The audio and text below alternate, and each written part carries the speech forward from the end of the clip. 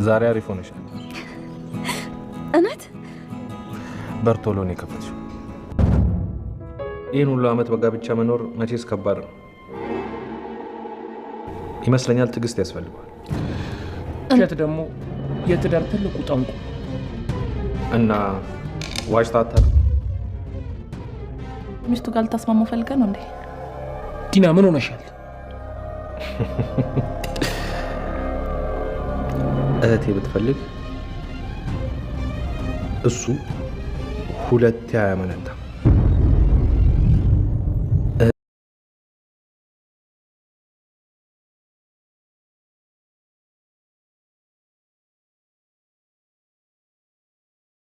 ዲና አሁንም በድጋሚ አይኗ ያየ አብርሃምን ዋሸችው። አብርሃምን እኔ እርጉዝ ነኝ ውሸት ነው፣ እኛን ሊያጣሉ በእኛ ሊገቡ በእኛ ፍቅር የቀኑ ጠላቶች እንጂ እኔ በጭራሽ እርጉዝ ነኝ እያለች ፊት ለፊቱ ክደዋለች። አብርሃም እጅግ በጣም ድምፁ በሚያስፈራና ቁጣ በተሞላበት እያንጎራጎረ ይገኛል ማለት ነው። ልዩና ቤርሲ በእዝራ የተነሳ ተጣልተዋል። ማርኮን እዝራን በቤርሲ በኩል ለማጥመድ ያሰበ ይመስላል። ከርታታው ሙልጭም ለልዩ አበባ ይዞ እስከ ቤቷ ድረስ ሰተት ብሎ መጥቷል። የልዩ ልብም ከእዝራ ጋር ሸፍቷል። እዝራ ለራሱ ምን እንደነካው ባያቅም ግን ደግሞ ልቡ ቤርሲም ማለት ጀምሯል። ዲና የቀዳደደችባትንም መጽሐፍ ገዝቶ መጥቶ በስጦታ መልክ አበርክቶላታል። የቤርሲና የእዝራ ጉዳይ ምን ሊሆን ይችላል? ሰላም ጤና ይስጥልን። ውድና የተወደዳችሁ እንደምን አላችሁ? በያላችሁበት የዓለም ዳርቻ ሰላማችሁ በዘት ተተረፍ ይበል እያልን መተናል። በቅንነት ላይክ፣ ሼር፣ ሰብስክራይብ እያደረጋችሁ ቤተሰብ አድርጉን። ከዚህ በፊት እንዴት ተመለከት ነው እንግዲህ ዲና በተደጋጋሚ አብርሃምን እያታለለች ወይ ሆዷ አይገፋ ወይ ቂጣ እንደሆነ አይጠፋ ወይ ልጅ ሆኖ አይገፋ ግራ የተጋባው እርግዝና እርጉዝ ነች ከተባለች ዋላደር ሰንበት በት ብላለች። አብርሃም ብዙ የሚገራርሙ አዳዲስ ነገሮችን በሚመለከት ጊዜ በልጁ እየተሳበበ እንግዲህ ዛሬ ነገ እየተባለ አሁን ያለበት ደረጃ ላይ በማስመሰል ደርሷል ማለት ነው። አብርሃም እንዲጠራጠር የሚያደርገው ምንም አንዳች ነገር አልነበረም። ምክንያቱም ከዚህ በፊት የአልትራሳውንድ የህፃን ልጅ ምስል ተመልክቶ ነበር። ለዛም በስተመጨረሻ የዶክተር ርብቃና የልዩ ሀሳብ ግብ ላይ ደርሷል ማለት ነው። እና እዝራም በአኒቨርሰሪያቸው እለት አብርሃም ይሄንኑ ስጦታ ሊያበረክትላት ፈልጓል። ዲና አሁንም ቢሆን አብርሃምን እያታለለችው እየሸወደችው እንደሆነና የአብርሃም ልብ አሁንም በቁጥጥሯ እንደሆነ ነው የምታስበው። ግን ደግሞ አብርሃም እሷ በሄደችበት መንገድ እየሄደ እንደሆነ በጭራሽ አልዘለቃትም። ዲና አሁንም ቢሆን በእጅ ነው አብርሃም የኔ አሻንጉሊት ነው ብላለች። እዝራ የማርኮንን እጅ ጠቀላሉ አጣጥፎ እንዴ ነጠላ ሰጥቶት የነበረውን ሄዶ ተጠጋግኖ መጥቷል። ማርኮን ተጠጋግኖ በመጣ ጊዜ አብረን ካልገባም ብላ ዲና ወደ ቤት ተያይዘው እየመጡ ነው። አብርሃምና ዶክተር ርብቃም ገበያ ወጥተው አንዳንድ ስጦታዎችን ሸማምተዋል። ዶክተር ርብቃ ይቅርብህ፣ በንግግር ፍቱ፣ ካልሆነም ተለያዩ የሚል ውሳኔ ላይ ደርሳ ነበር። ግን ደግሞ አብርሃም በጭራሽ እንደዛ ሊሆን አይገባም፣ እሷ በምትሄድበት መንገድ እጄ በዚህ መልክ ካልሆነ በስተቀር በጭራሽ የገባኝ አይመስላትም ሲልም ሰምተናል። ስለዚህ ግዴታ ዲና ይህን ነገር እንድትረዳ አብርሃም በሷ መንገድ ሄዶ የዲኤንኤ የምርመራ ውጤቱን ፕሪንት አስደርጎ በስጦታ ወር መልክ ጠቀሎ አዘጋጅቶላታል። ዲና እንግዲህ በአብርሃም ስንትን ከራታት እንደዋለችና እያስመሰለች እንደሆነ ብትናገርም ማርኮን ግን ሰው ከእጅሽ እየወጣ ነው በተደጋጋሚ ብሏት ነበር። አንተ እንደዛ መሰልህ እንጂ ይሄው አሁን ስጦታ አዘጋጅልሻለሁ፣ ልዩ ስጦታ ነው ብሎኛል። ይሄ ስጦታ ምን ይሆን? መኪና ሊሰጠኝ ይሆን እንዴ እያለች ነበር የጓጓችው። ማርኮን መኪና ቢኖረው ልጁ ታግታ ያን ያህል ትቆይ ነበር ወይ? የመኪና መግዣ ቢኖረው አይመስለኝም ብሏል። ብቻ ግን ዲና ይሄ ውድ ስጦታ አጓጉቷታል ማለት ነው። ማርኮን እንግዲህ ልዩና ቤርሲም በእዝራ የተነሳ እየተጨቃጨቁ ነው። እዝራ ልዩን በጭራሽ መመልከት አልፈለገም። ቤርሲ ቴራዝ ላይ ቁጭ ብላ መጽሐፏ በመቀደዱ ምክንያት አዝናና ተክዛ ያንኑ የተቀዳደደውን መጽሐፍ ይዛ ቁጭ ብላ ተመልክቷት ነበር። ቤርሲ እጅግ በጣም አስተክዟት የነበረው እያሳሰባት የነበረው የእናቷ ቃል ነበር። እናቷ ታማም እንኳን ቢሆን ልጇ ትምህርቷን እንድታቋርጥባት በጭራሽ አልፈለገችም ነበር። ምክንያቱም ያልተማረ ምንም ነው ተምረሽ ትልቅ ደረጃ ላይ ደርሰሽ ለራስሽም ኮርተሽ እኔንም ልታኮሪኝ ልትንከባከቢኝ እፈልጋለሁ። ግን ደግሞ ሳትማሪ ምንም ለውጥ ልታመጫችም ልጄ የትምህርትሽን ነገር አደራ ተምረሽ ትልቅ ቦታ እንዲደርሽና ስሜ እንዲጠራ እንዲታኮሪኝ እፈልጋለሁ እያለች በተደጋጋሚ ትላት ነበር። ስለዚህ የእናቷ ቃል እንግዲህ እናቷ እንኳን ታማባት በችግር ውስጥ ሆና እንኳን አንድም ቀን ትምህርቷን ሳታቋርጥ እዚህ ያደረሰችው ቢሆንም የማለቂያው የፍጻሜው መገባደጃ ላይ ሲደርስ ግን በየወንድም ጠላት ሆኖባት ማርኮን የማያረገውን እንደሚያስተምራት ቃል ገብቶ አምጥቶ ትምህርቷ መጨናቆሉ ደግሞ ለማንበብ የያዘችው መጽሐፍ መቀደዱ ተጨማምሮበት እጅግ በጣም አዝና ነበር። ይህን የተመለከተው እዝራ እንግዲህ በዚህ መበሳቆል ላይ ራሷን ሳትጠብቅ ራሷን ጥላ እንኳን እንዲህ ጨረቃ የምታምረዋ ሴት ይቺ ሴት ምንድነው ነገሩ? ለምንድነው ልቤ ለሷ እየደነገጠ ያለው እያለ ከራሱ ጋር ግብ ይዟል። ቤርሲም እንግዲህ መጽሐፏን ይዛ ቁጭ ብላ እየቆዘመች ባለችበት ጊዜ እዝራ የመጽሐፏን ርዕስ አይቶ ስለነበረ እሷ የምትፈልገውን መጽሐፍ ሲወጣ እንግዲህ ሄዶ ራሱኑ አንድ ቦነስ ጨምሮበት በስጦታ ወረቀት ጠቅልሎ ይዞ መጥቷል ማለት ነው።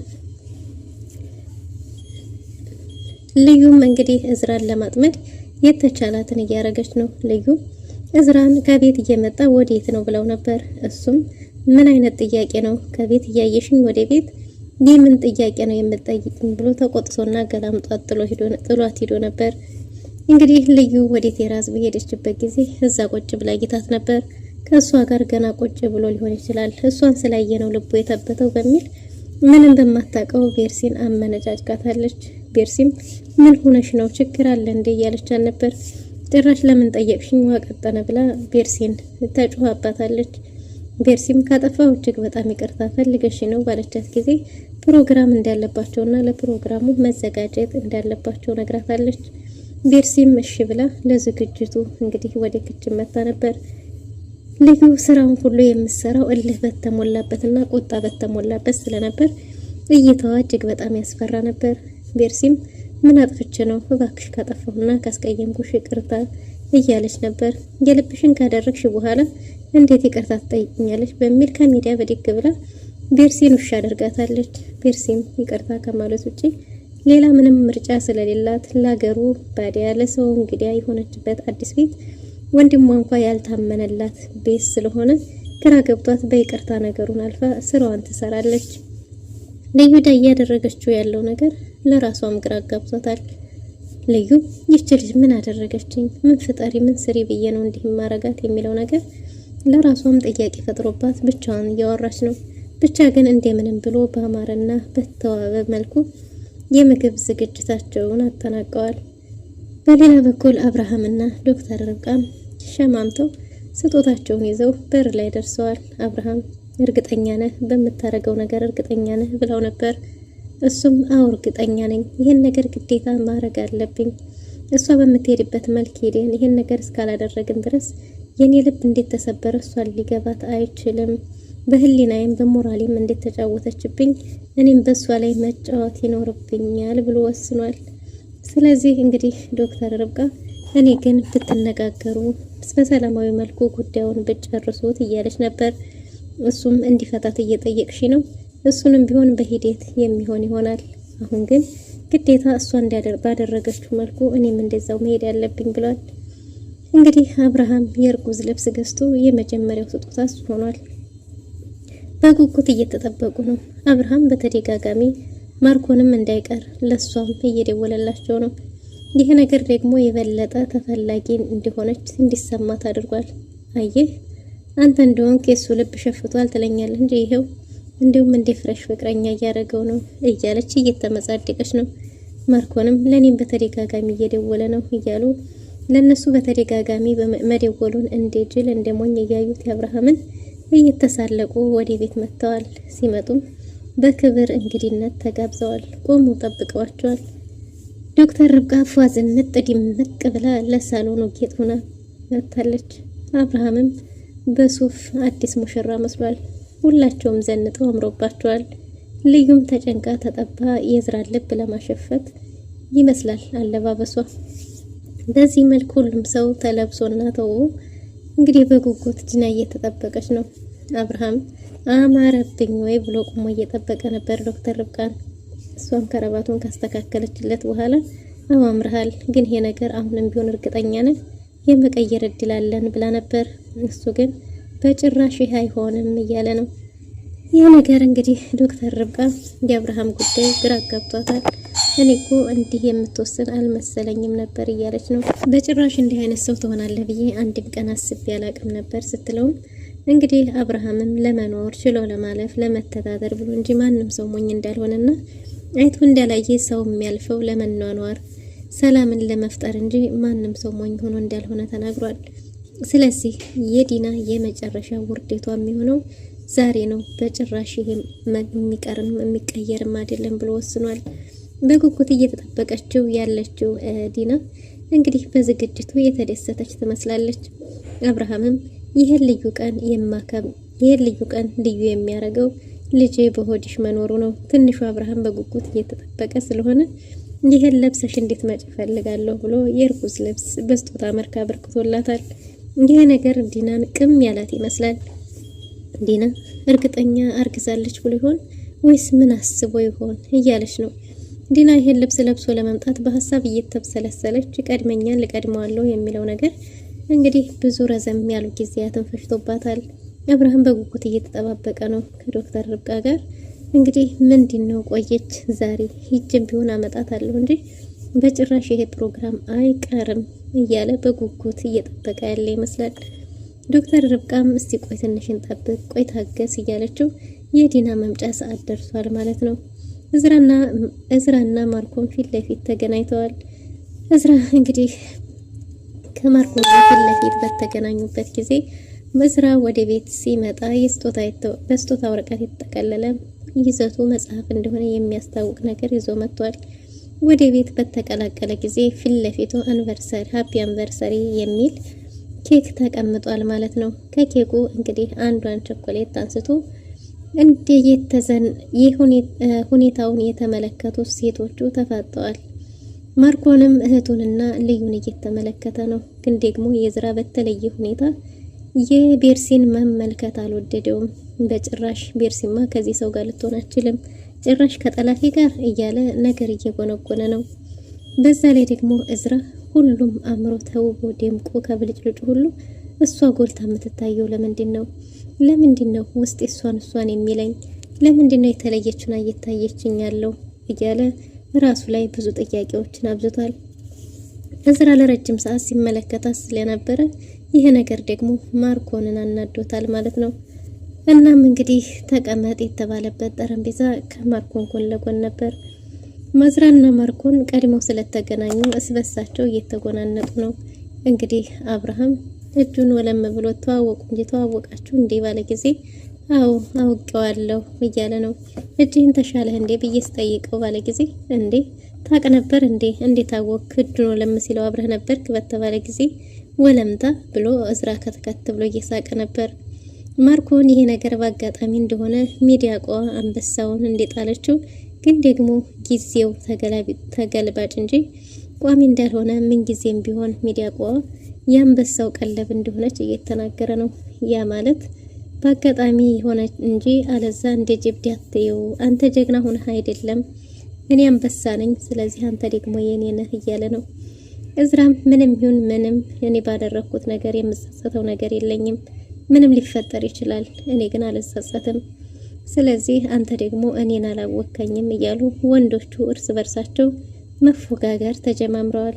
አብርሃም የገቡበትን ፉክክር እንዲያቆሙ ትዕዛዝ ሰጥቷል። እነሱም እሺ ብሎ እንግዲህ እዝራ ቤርሲን በተለየ ሁኔታ መመልከቱን ቀጥሏል ማለት ነው። ዶክተር ርብቃ ሁለቱንም እየተመለከተች ነው። የልዩና የቤርሲን ሁኔታ ቤርሲ እንደ ማንኛውም ኖርማል አለባበስ ለብሳ ነው የመጣችው። አብርሃም እንድትቀመጥ ጋብዟት ቁጭ ብላለች። ልዩ እንዴት እያለች ነው።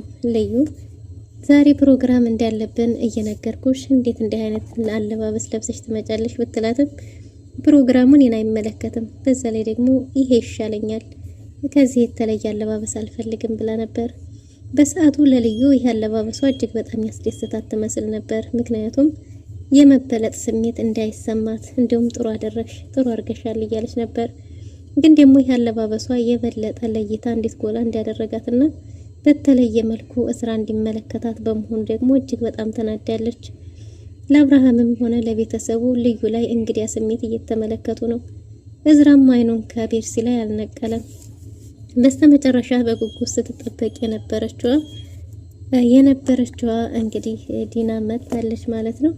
እና ዲናም የቆየችው በአንድ ምክንያት እንደሆነ ተናግራ ይቅርታ ብትጠይቅም አብርሃም እንዲህ አምራና ተውባ ዘንጣ ለመምጣቷ አመትን ቢጠብቃት እንደማይጸጸት ነግሯታል። አብርሃም እንግዲህ በተራዋ እሷን እያሞኛት እንደሆነ በጭራሽ አልገባትም። ጥርስ በጥርሱ ነው እንግዲህ ኬክ የመቆረሻው ጊዜ ደርሷል። ኬኩ ከተቆረሰ በኋላ ምግብ እንብላ የሚባል ሀሳብ ቢመጣም ዲና ግን ስጦታው ስላጓጓት አይ መጀመሪያ ስጦታዬን ስጠኝ ብላ ነበር።